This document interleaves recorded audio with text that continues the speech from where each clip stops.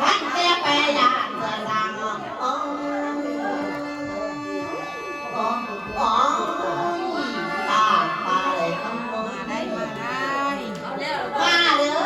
กากากระดาษเลยแม่กาติดโอ้ยมันเป็นคำพูด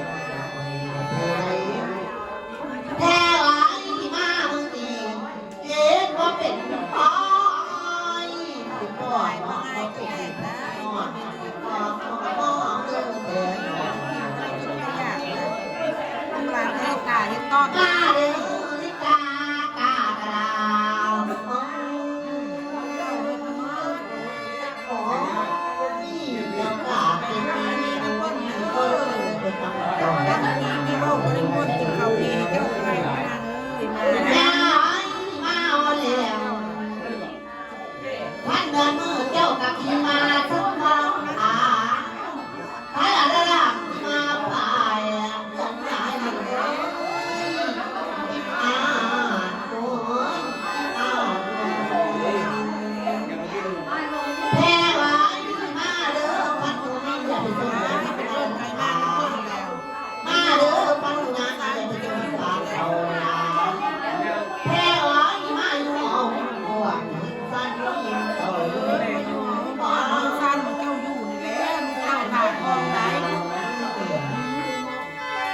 คนตกแพ้ไว้มาเด้อได้อยากเอาหัวเล่นนอนเป็น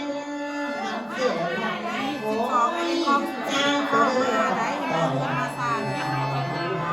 พาลงเห็นก่อนมาเด้อแพ้โอ้ยเจ้าอยากเอาหัวเล่นนอนเป็นเสือจ้าแพ้โอ้ยจ้าเป็นตัวน้องทำบ่โอ้ย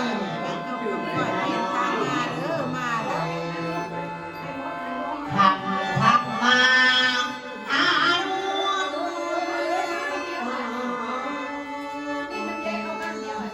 เดินมาป่าโอ้แล้วแพ้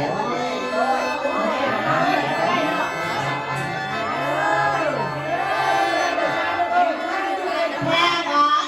เสด็จลาในบ้านบอกไว้เลยมาเด้อพันหัวให้ถูกยาพันหัวหน้าอารมณ์ปวดแพ้ร้ายมันจะเอิมจังจึงเอิมต่อดาวโอ้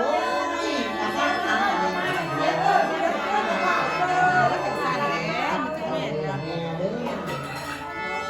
โลกเราท่านคงตกเจ้าอย่านุ่งไปหน้าเรื่องละอาความหวังเจ้าอย่านุ่งไปไกลเลยเพียงมาเด้อเราเก็บหัวตาละลาข้าเบยห้องดอกฮักเบยหัวบ้านนะอ้าวบ้านเราแม่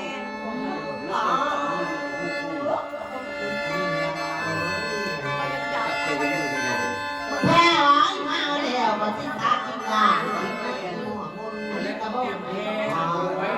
ขอ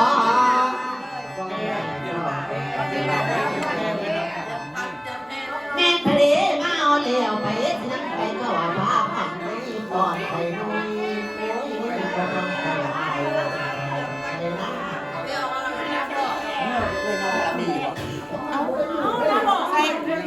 ใส่